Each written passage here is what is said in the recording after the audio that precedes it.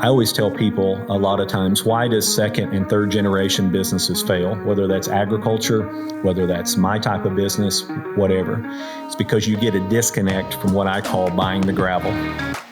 You go by any of my locations, there's a bunch of gravel out there. When you pull up in the parking lot, you don't think about walking on it. You don't think about what it costs. You don't think about anything. You think about, I'm going to get in the building and get what I need.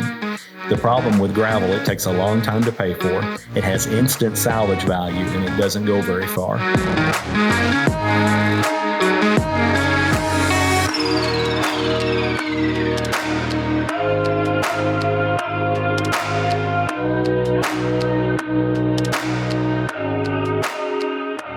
Hey, welcome to another episode of the Culture-neer podcast. I'm your host, Terry Gwaltney, and our guest today is Justin Ferrell, husband, father, business owner, serial entrepreneur. Justin, welcome to the show. Well, thank you. All right. Well, I'm excited about this. I know you a little bit on a personal level. I follow kind of your business pursuits, acquisitions, and everything in between. I think our audience is going to get a lot out of our conversation today. But why don't we start a little bit about your journey and kind of how you got started in your field? Sure. So my father was a coal miner that was half unemployed in the 80s. And I figured out really quick, went to Murray State, got my bachelor's degree in ag business, and had to figure out a way to pay for school. And had to come up with a business name at the same time. So my first business was LMB, which was affectionately called Lawnmower Boy. And so I had about $10,000 to my name, thought I'd never need any more money, and I would buy and sell and flip lawnmowers out of my rented house front yard to pay for school. And it was always pressured when tuition was due or books were time to pay for. I had to increase sales in a hurry.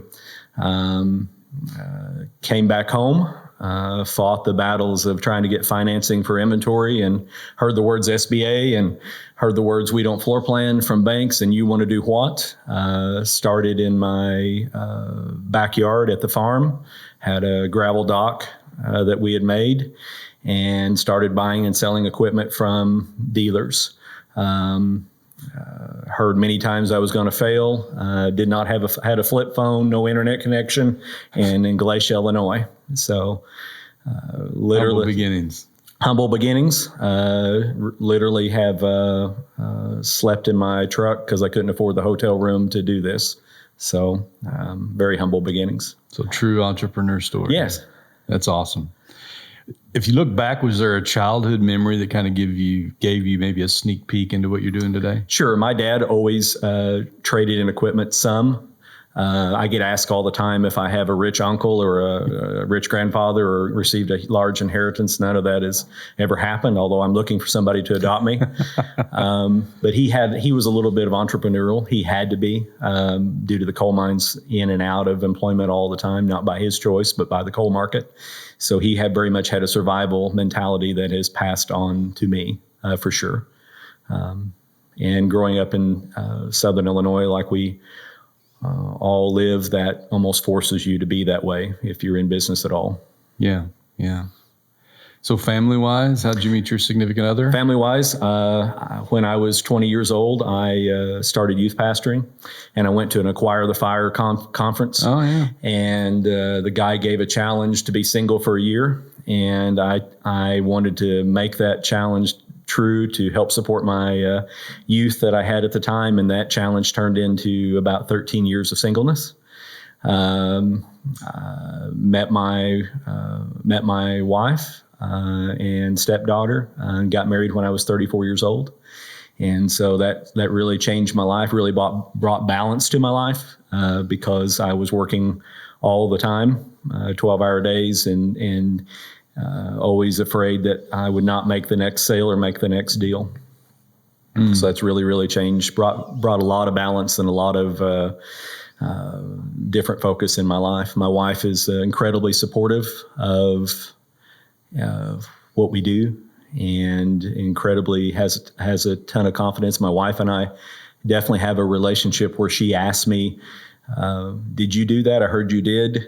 And not us having a long-winded discussion, can you do that? And so nothing against either side of that. But in my world, I have to make very quick decisions all the time. So a lot of times it doesn't give opportunity to have those conversations. But she's incredibly supportive. Have a nearly 15-year-old stepdaughter who thinks she can do anything, but still thinks she knows. She still thinks that I know something. So that's good too. Yeah, that's awesome. Well, I think isn't that probably every hard-charging entrepreneur's story is if you're not careful, it's our greatest weakness, our greatest strength to become our greatest weakness, our ability to work hard, be driven, press through. If we're not careful, we end up in the workaholic ditch. Yep. So it sounds like the family kind of helped bring the balance absolutely. aspect of that. So talk to your audience a little bit about that, because we know to be successful in a bank account and not to be successful in life, it's not worth anything. No. First of all, Jesus is everything to me. And I'm not saying that to you to be social. I realize that 100 years from now, very few people is going to know who my name is. So I've always tried not to make this my kingdom. And I've always tried to, a lot of entrepreneurial people, because they get told constantly they're not going to make it or it's going to fall apart, they live a life of trying to prove something to someone. It's definitely not in my mentality at all. I constantly tell my people and myself daily, I'm in a race with myself to make myself better. I'm trying to compete with yesterday's Justin on processes, procedures, how I approach life to be better than I was yesterday, not better than someone else. Not whether that's through sales volume, whether that's through anything that bank account or anything else. I want to be a better me, because that's the true residual effect of my life, for sure, in my opinion. Yeah. What's the favorite part of Justin's morning routine? Justin gets up about 4:30, 5 o'clock.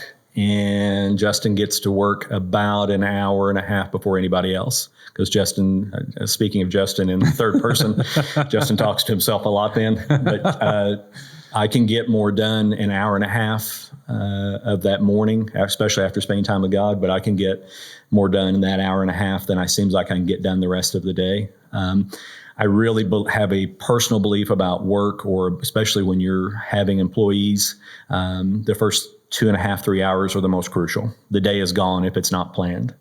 And so planning the night before is one thing. Reassuring those plans that morning is huge. So. Yeah. My oldest son runs a lot of the majority of the production in our company, and it's the same thing. He'll be at the office an hour and a half at least before anybody, 2 hours before others. But the same thing, it's in that kind of solitude that you can get so much done. And allow you to lead your people more effectively. What's the favorite all-time book that stands out you read outside of the Bible? Favorite all-time book? I really, this is kind of a cheesy example, but I like the book on the Southwest Airplanes founder called Nuts. It's 20 years old. The second half of the book is pretty redundant. Is that Herb Keller? Yep, Herb Kelleher. Yeah. But the first half of the book is really, really good when you think about somebody in his shoes, not only with his money, but with the pressure that he had developing the airlines, thinking of handing out peanuts on an airplane, or thinking of when he was interviewing pilots that he would offer them Bermuda shorts and a Bermuda shirt, or they could wear their suit and tie, and that told him how that those people were going to fit in his culture. I find I try to do a lot of those things too. Most definitely I'm always after a skill set. I'm always after a mindset more than I am a skill set. When I'm hiring, when I'm trying to bring people in an organization. You train skill set. Yes, sir. That's right. You've got to hire for mindset. And a lot of times, if I'm hiring a skill set out of a like-minded business, I'm having to help them unlearn a lot of things. And I don't mean that condescending to where they come from. We just view things sometimes differently. Mm-hmm. So it's easier to have a teachable mindset and learn the skill set than it is to unmind or remove a skill set that's entrenched. Yeah, totally agree. It's easier to give birth than it is to raise the dead too sometimes. Yes. Magical moment you'll never forget? What comes to mind? Magical moment I'll never forget in business or life or just in general. Personal life, definitely my wife. Magical moment in business. was finally getting off SBA loans back in the day. And magical moment in business was probably buying our first location in Metropolis, which was huge for us because it was something we never thought of. And it really, really trained me to how to look at any other acquisition now because of things that we'd uncovered when we started that process. So, Who would you say was probably the biggest influencer on you as you're growing up? Influencer on me was my grandfather. My dad worked all the time to no fault of his own.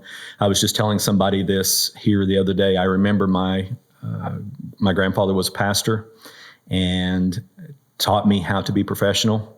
And so this may sound a little bit dry, but I went to a lot of funerals with my grandpa. My grandpa was very, very OCD. He was the type of person that would make an appointment for his haircut a month ahead of time, come home and write the check out, put the check and the appointment card together 30 days out.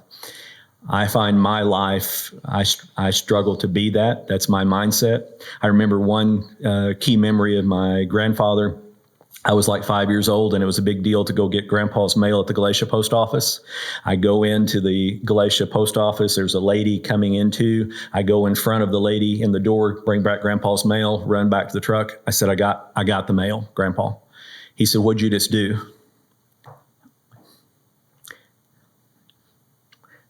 And I said, well, I just got the mail. He said, you just walked right in front of that lady.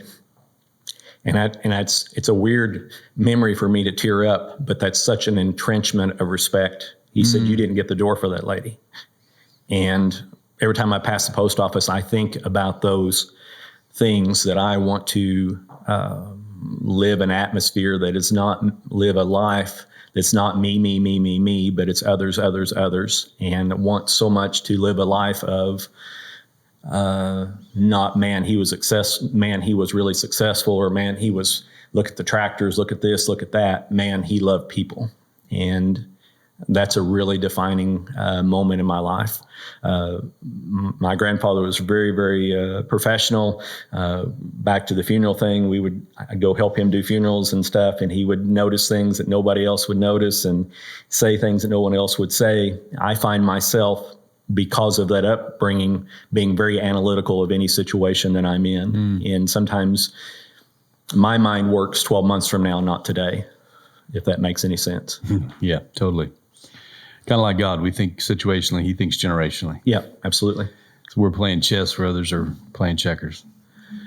Interesting that would be the thought that would come out. But I think for us in business, that's so telling, because I think it's so easy to get caught up and be task driven that you forget why you're doing what you're doing, which is obviously what he was driving home. Sure. It's about serving the people. It really wasn't just about the task of going and getting the mail. And I think we grow up and we celebrate the task if we're not careful. Yeah, and especially in a sales-driven mindset, yesterday doesn't matter. It's what have you done today? And so the only residual effect of any business, in my opinion, is what are you doing for other people? How are you loving other people? How are you serving other people? The money goes away very quickly, and the stress can consume you, and the results-driven can consume you. But how am I taking time and stopping? We live in a society that has more technology than it's ever had to save time, but we have less time than we've ever had. Yeah. And so I really am very conscious of that. So good. If you get personal just for a minute, is there a significant failure that you've experienced, and maybe most important lesson you learned from it? Sure. God has definitely blessed me with, I've always valued being teachable. And God has definitely blessed me. I've always, the Bible says there's wisdom in many counselors. It doesn't say there's wisdom in many opinions. And so I'm always after somebody that has fruit, that has done it, and has an opinion. And I've always, even at age 20, always wanted to connect with people at that time, 50, 60-year-old people that were doing something that I could learn. Why are you doing this? Why are you doing this? Why are you marketing this way? Why are you doing this? I can point to times in my life where I did not take advice, either from God or from people with fruit. in a world where people want to take ownership for everything that they do, I always say that wisdom is a gift without the pain. If somebody has wisdom, they have been hit in the face to get it, typically. And if I can get that, the children of Israel could have went across the desert in 2 weeks, and it took 40 whatever. My most gift that somebody can give me is something that will save me time or bring insight. And I can point to times in my life, whether that would be a banker, whether that would be a mentor of some sort, whether that would be a pastor, where I just blew off what they said. And it's like, man, what was I thinking? Mm-hmm. And you have to glean everybody's perspective through your situation too. But I can point time and time again where I have been unteachable in the moment, and it cost me time.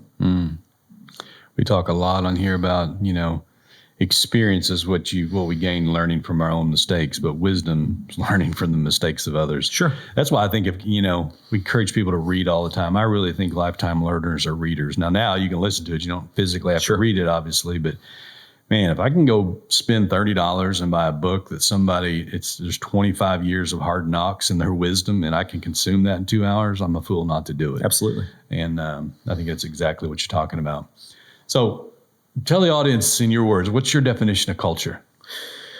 My definition of culture goes back to what I was saying earlier, is the residual effect of my vision.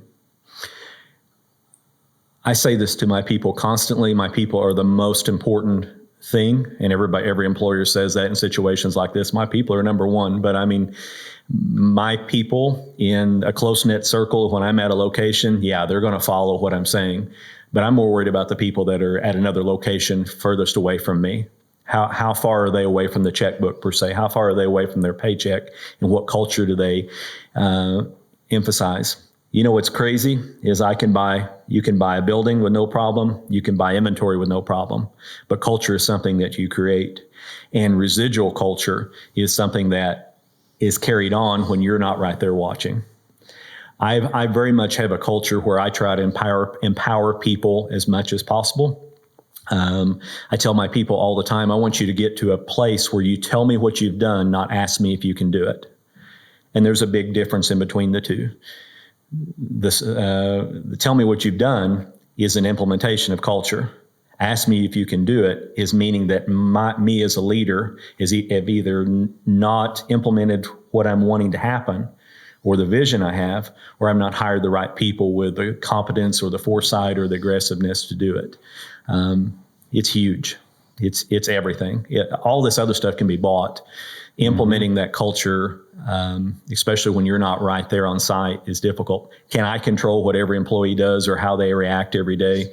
No, I can't. But a lot of that is found in being equally yoked. The Bible talks about not being unequally yoked. We always think about in marriage not to be unequally yoked. But definitely my core leaders, we have to be equally yoked. We have to be even my person that sweeps the floor, which are important to me, they have to know that, hey, Justin wouldn't do this or Justin wouldn't do that, and this is why. And it's everything. And it's a limiting thing to growth. Once again, you and I could buy locations for Integrity Roofing. We can buy locations for Little Tractor in Idaho. But if it doesn't have the culture, it's everything. It's one of the things that we said early on. We had a guy speak at a year-end celebration one time, and he was the former president of Kentucky Fried Chicken. And we were having lunch after the fact, and he was asking me about, what do you see in the future, da-da-da-da. And I said, well, one of the things that we see in the industry that we're in is that I believe that we could take the level of service and the product and the people, and the latter, the people and the service being the most important. And I think we can go anywhere and we could be successful. But I said, we made a decision early on that we wouldn't take advantage of an opportunity for growth at the expense of our culture. Absolutely. Because the culture is the secret sauce that makes all of that work. Absolutely. It was interesting because last week we had on the show a former VP of Chick-fil-A. Mm-hmm. The conversation I was just having was with former president of Kentucky Fried Chicken, just ironically. he was telling me from his perspective, admiring Chick-fil-A at a distance. He said anytime they would come into town, we would rush into markets to take footprints, and they would show up late to the game. Absolutely. But yet they would outproduce them every time in 6 days versus 6. And what both of those guys told me is that they had learned how to scale culture. Absolutely. And that is the most difficult thing. Having culture in your own office, whether it's 10 people or 50 people, is one thing. Having them in a different state, having them across multiple states. I think that's the importance of you were saying it a while ago, you want your team, your employees to come to a point where they can make a decision and tell you about it. And you were talking about the importance of the leader, getting them in a place to where they're empowered to be able to do that. But I think if you talk in corporate speak, that's really what the purpose of a core value is. Absolutely. It's not to hang on a wall. It's like when they're in that moment of a decision making, those core values are Justin's values. Mm-hmm. And so this is how we should treat a customer. This is how we should take the high road. This is how we should do business. And I think that's the importance of the folks that are listening today is like, don't have a mission statement, a vision statement, core values because it's the end thing to do. If we go to your company and and we get past your top 3 leaders and nobody can tell us what they are, they're just artwork. Yeah. And I would add to that, I would say ego is always exchanged for reality. So I'm never asking an employee to do something that I'm not willing to do currently. If it's necessary, it's not best use of my time. I'm not asking them to do something I wouldn't do or have done. And so and everything I do communicates something. I think that's so crucial with an owner of any kind. I drove a 25-year-old truck here. Can I afford something more? Yes. But I don't want to own anything that I'm driving daily that costs more than my lowest paid employee in the driveway. Mm. I'm wearing a Carhartt shirt and blue jeans. Now, that's not for everybody. Some people would say that's unprofessional, but I'm able to connect with any customer that comes to the door, and I'm able to connect with any employee that's out there working. And I think a lot of nonverbals with the customer and the employee are huge. If the employee has a problem, I have a problem. If the employee has a death in the family, we have a death in the family. If the customer is out there throwing a strap on their tractor, it annoys me terribly when I pull up at a location and somebody's not out there helping them. Now, do they need help? Do they want help? I don't know that until I address that. But in a world of corporate box store mentality where you're just a number, I want our customers and our people treated differently than the employee is not a slave to me and the customer is not a dollar amount to me. It's huge. Good. It's kind of a great segue to the next question because I was talking to a marketing company before we came in here, and I think the battleground for businesses now is not so much, advertising used to be what mediums can we use to get in front of the most eyeballs in order to be able to convert them into a funnel where they become a customer, give us an opportunity to convert them to a customer. To me, especially if you've been in business for a while, I think if you're doing it the right way, your reputation becomes an extension, obviously, of your brand. And so it's automatically going to draw additional customers. And that's why you should, I think, view your business as a customer for life. Sure. When you're having those interactions.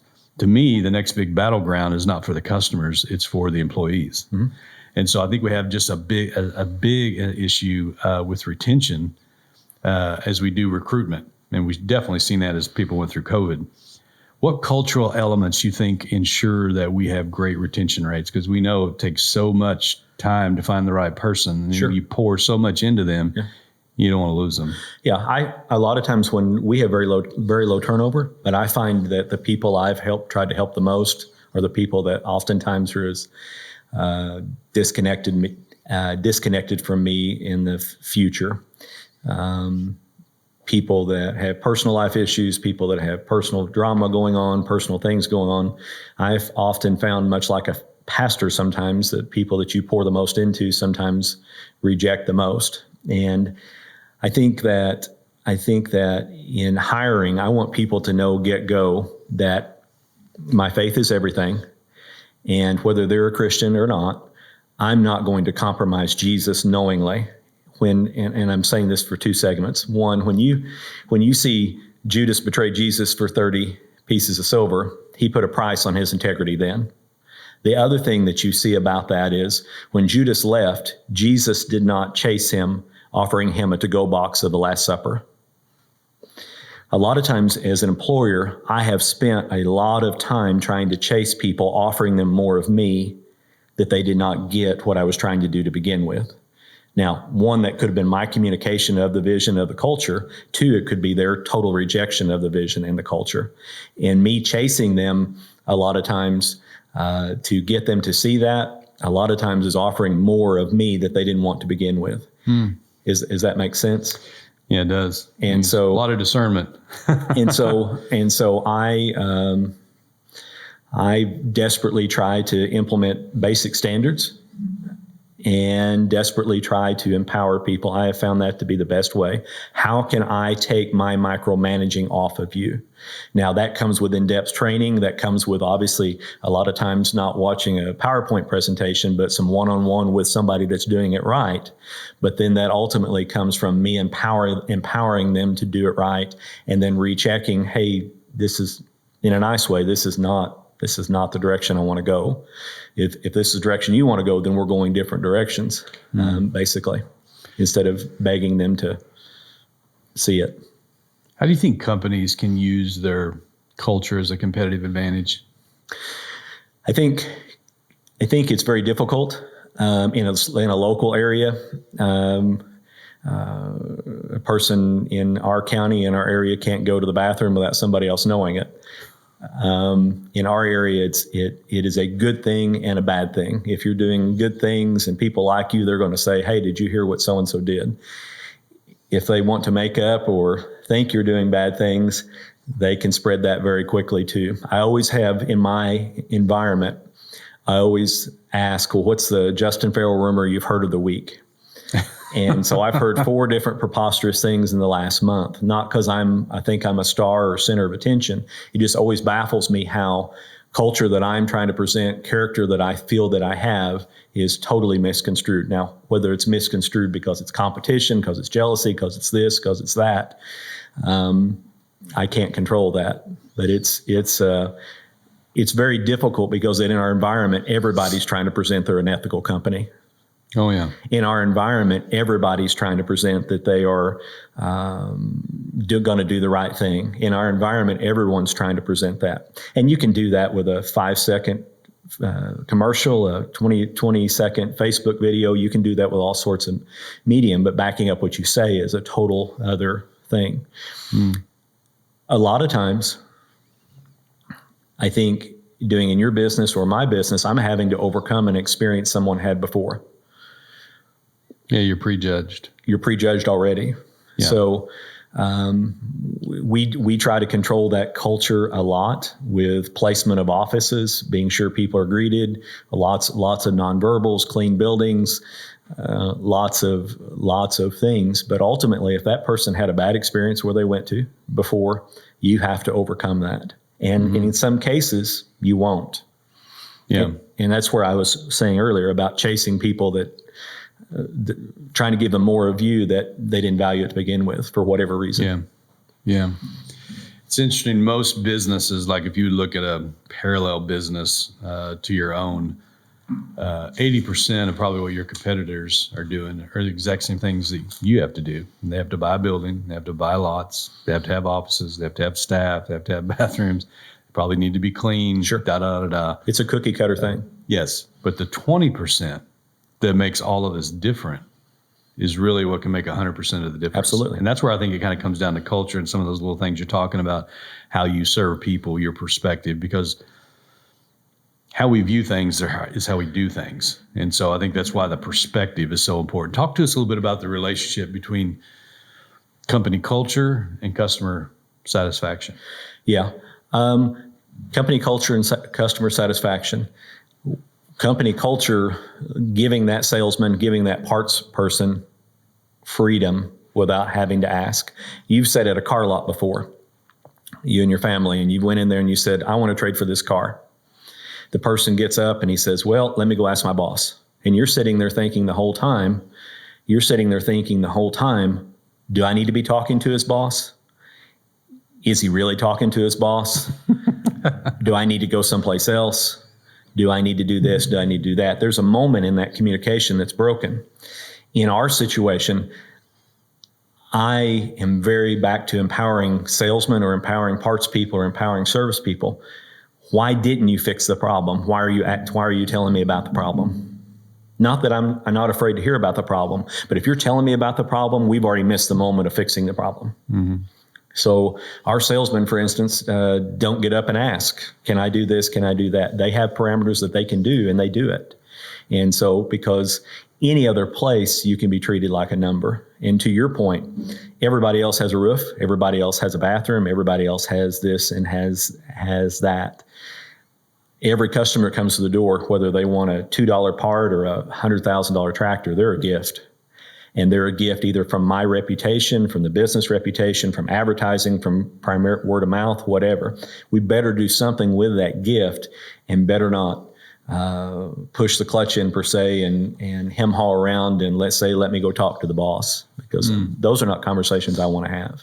Yeah, that's good. And to your point, if people come from a corporate culture where they've had to ask, hey, every time, can I go to the bathroom now? Or can I do this? Can I do that? A lot of times I never can get that out of them. So that's why I'm constantly, to the earlier conversation, trying to hire a mindset and teach the skill set. If I hire somebody to work for me from a very corporate atmosphere, it may take them a year to, lack of better terms, to detox. They may have to go and, is it okay if I do this? Is it okay if I do this? Well, that customer's already left. You should have already done it. Yeah, it's an expensive learning curve. Yes, sir. What advice do you have for the next generation of leaders on building a business and nurturing their culture? Find a mentor. Find somebody that has fruit. You will find tons of opinions, but find somebody who has fruit. From a banking aspect, find a banker that's actually has some entrepreneurial mindset. From a business aspect, if you're doing a brick and mortar, as you know, there's a grand difference between doing a service business and a brick and mortar business. I always tell people a lot of times, why does second and third generation businesses fail? Whether that's agriculture, whether that's my type of business, whatever. It's because you get a disconnect from what I call buying the gravel.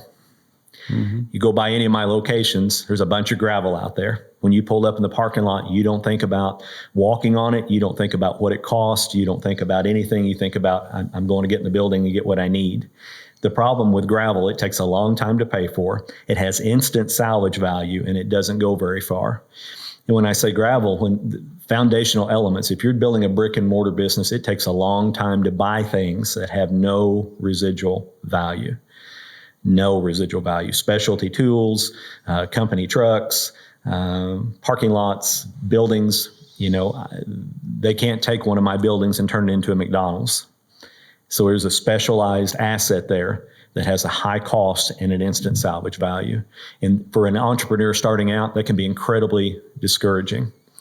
If you're doing a service business, you still have specialty tools. You still have a name to prop up. You still have to, in service world, you're still having to overcome, as we said earlier, all the people that showed up, got the deposit, never came back, or didn't show up when they said they were going to, or didn't show up when they said they were going to for a consultation. You still have lots and lots and lots and lots of things to overcome. But it has taken a long time to buy the gravel. Well, what's the one thing in your business journey to success that you didn't expect? The amount of hours that I still put in. And it's probably because I want my yeses to be yeses. The amount of hours that I still put in, trying to get that culture that you're talking about at the farthest outreaches of me. The amount of time that I still put in to try to scale what I want. Part of that is me probably not letting go and wanting perfection. Part of that could be my leadership style lacking.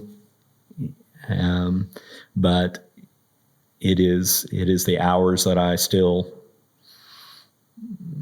put in. And I think that person has to realize what's problems for employees may not be a problem for you, but they need to be treated like problems. If somebody calls and wants to know what kind of ink pens to buy, I say just buy them. Let's just get blue ones. But that legitimately could be a legitimate problem to them because of past culture, because of corporate culture, because of some boss in the past saying, why didn't you buy the black ones? I think for me is bridging those people to empower them. Pick out the ink pens on your own next time. I trust you.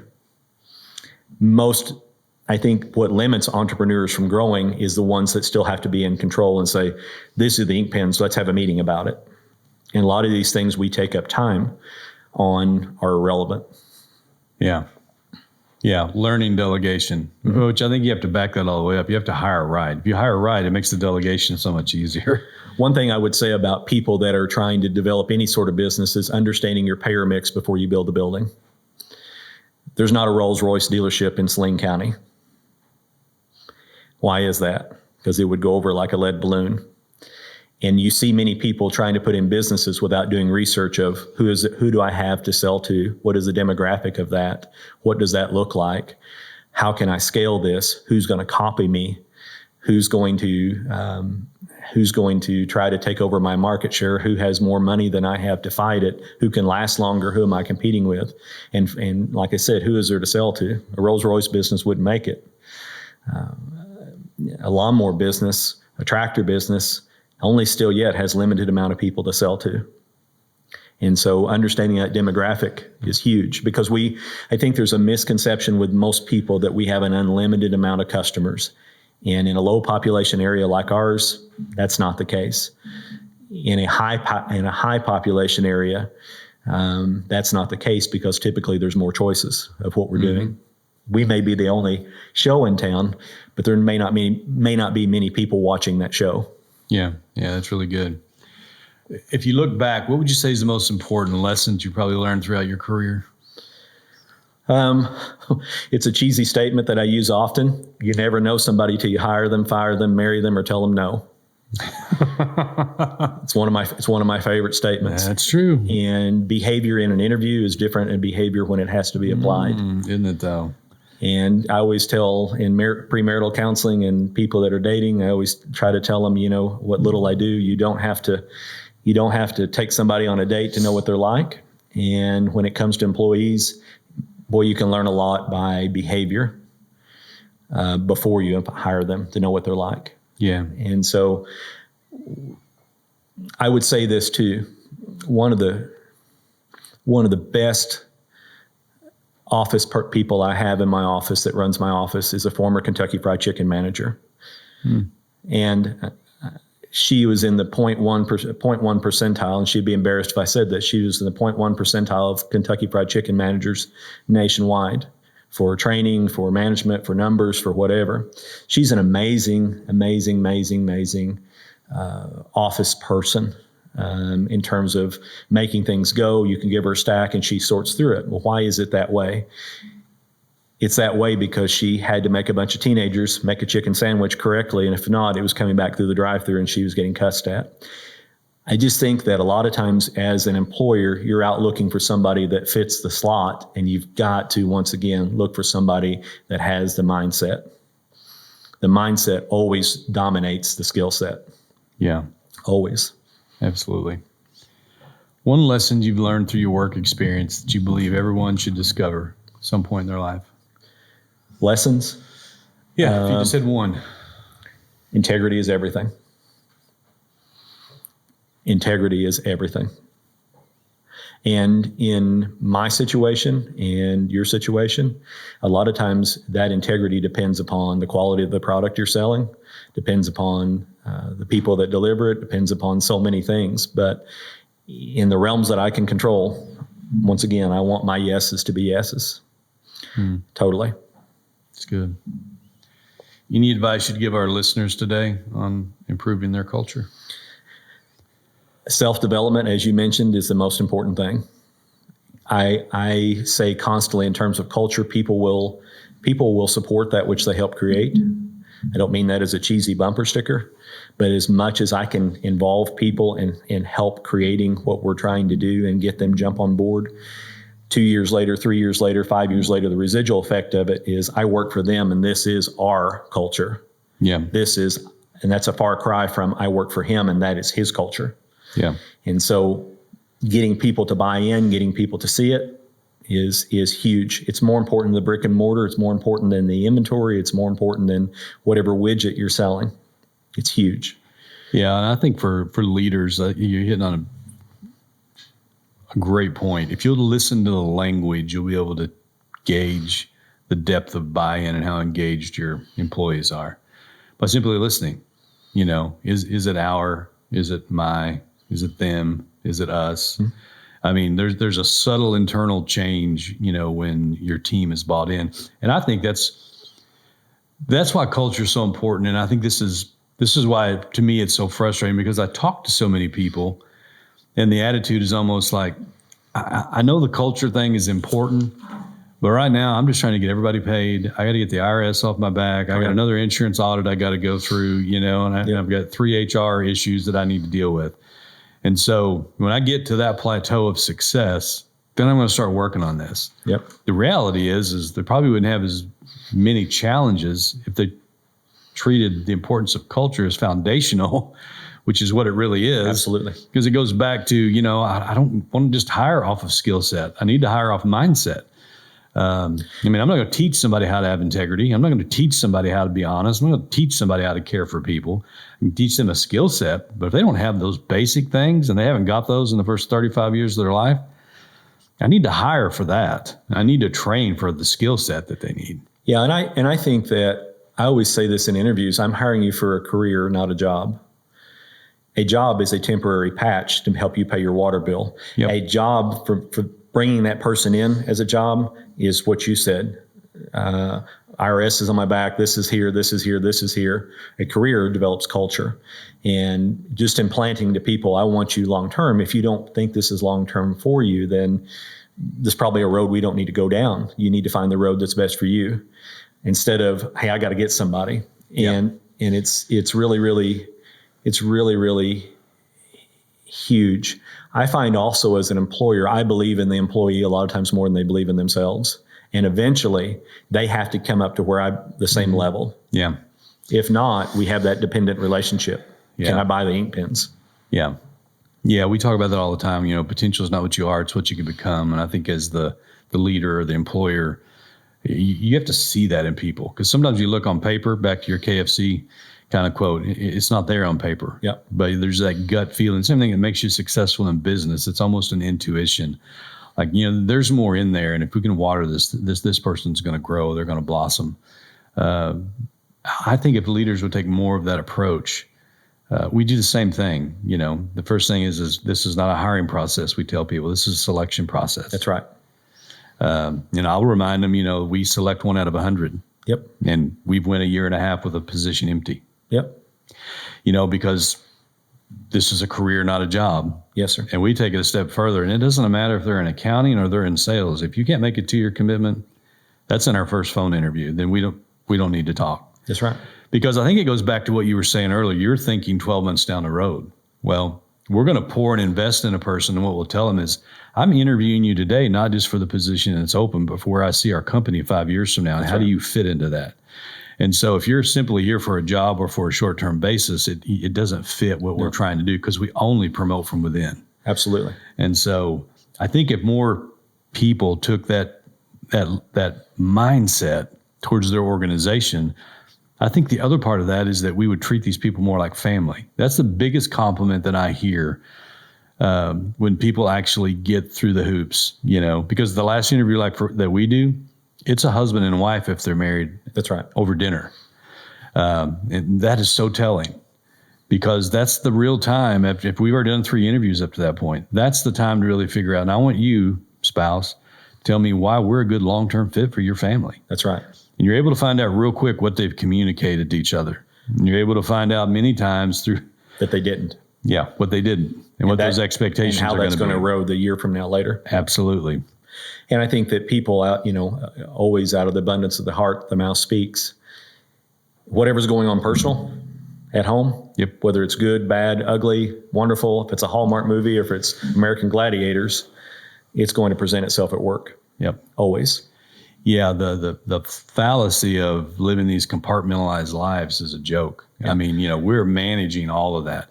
And so it's interesting you brought that up, because one of the things that we try to do every 12 weeks is we go through this exercise called a Life 360.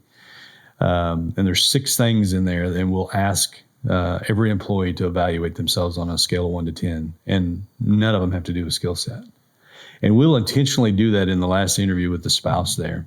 And we'll tell them every time, if this seems too personal and makes you uncomfortable, we are not the place for you. Yep. Now, we're not going to do this with your spouse ever again, but we're going to do this with you every 12 weeks. And I want you to rate on how you're doing in the area of your friendships. I want you to evaluate yourself on how you're doing in the area of your fitness, and how you're doing in the area of your finances, how you're doing in the area of your immediate family. I mean, like, it's not uncommon for us to ask the question during a review on how many times you're dating your wife this month. And if it's not once a week, we're challenging them. Yeah. So, and the reason I say all that is because, again, to your point, and what we'll tell them and try to get them to think, listen, as an employer, if you don't think that's important, you go hire somebody that has marital problems 6 months after you hire them. They're not the same person. No. They're not the same person 6 months after they get a divorce either. Yep. So, you should treat them right and serve them and be thinking about these things and providing resources, because it's the right thing to do. Yep. But if you don't want to look at it just from a bottom line, there's the fruit of that. You need to be looking at that even from a bottom line standpoint and investing in them. And we're able to take that information, though, and be able to offer resources, that help in all those areas. Because many times it's not that, and this is not always the case, life changes, responsibilities change, but many times the finance problem that we have when some of our folks not having enough money is they're not managing what we're giving them. Yeah. And so you could pay them $200, but they're still spending $220. Yeah. And in those cases, you find out everyone has a love language. Absolutely. Everyone, in reference to books that are good, but everyone has a different love language. And we have really good marketing. We have a young woman that is dedicated to doing that, and she does a great job. But one of her frustrations all the time is, guys, I need that janitor to speak to people when they come in. And that has to be, that good marketing in reference to their other conversation has to be permeated all the way through. Yeah, it's a squandered opportunity. Yeah, the salesmen are supposed to be nice, but everyone better be. For sure. Last question. Okay. How do you want to be remembered when your life here on earth is over? I want people to remember me that Jesus was everything. And that sounds coy. I have a collection of, I have a addiction. I like old signs. My office looks a lot like Cracker Barrel. And I joke with people, I have a collection of old farm equipment signs. And I put them there intentionally. Old dealerships locally that have went out of business or are no longer there. I always tell people all the time, I walk past down a hallway every day that people have either went broke doing this or they died doing this. And it really sets in tone every day of any obstacle I'm facing. The eternal one is the most important. How am I impacting people for Christ? Because, we win national awards. We're top 10 in many things that we do. I can't take those to the bank. Those don't make my children or my daughter a better person, doesn't give me a better marriage, doesn't give me a better anything. Hangs on the wall and looks cute. But if I'm sacrificing that for my character or my responsibilities or my first priorities, I'm missing it. For sure. Ego is always, I can't stress that enough, ego is always exchanged for reality. I don't go to dealer meetings. I don't go to award ceremonies because I don't want to be in a room full of people that are paid to smile at me and say, go get them, son. I want to keep clarity in my head of really what's important. There are people that are fueled by the next award or the next thing, and that's fine. People need to be honored. But when you exchange that for your behavior, it's a problem. Yeah, all in balance and the proper perspective. Yes, sir. Justin, I appreciate you being on the show today. Thank you very much. A lot of valuable content there. I know learned through a lot of hard lessons, and I love the fact of what you were honing in on there. At the end of the day, the scorecard for winning and losing is never going to be the bank account. No, sir. It's always going to be these people very irrelevant that have been in our lives. And so I just encourage you guys out there today, pay close attention to that. Use that as a marker. Write some of these things down. This is one you're probably going to want to listen to a couple of times. Remember, your culture is only healthy as the leader, and we'll see you next time on the Culture-neer podcast. Terry Gwaltney from the Culture-neer podcast. Listen, I want to say thank you for listening to the podcast today. Also want to encourage you to help us get the message out to more people. If you could like, share, and review this content on wherever you consume it, you go to YouTube or LinkedIn or just whatever your social media channels are, and you could even share it. That would be a big help to us here at the Culture-neer podcast. Also, if you'd like some more information, you can go to www.terrygwaltney.com, where we have updates. We also have more resources. We share articles there. And you also can find our new book there called The Culture-neer. Again, we want to thank you again for taking time just to listen to the podcast or view it on YouTube. It's our goal to spend 20 or 30 minutes each time we're together to help grow your culture to a point where your employees refuse to leave and your customers can't resist. This is Terry. We'll talk to you soon.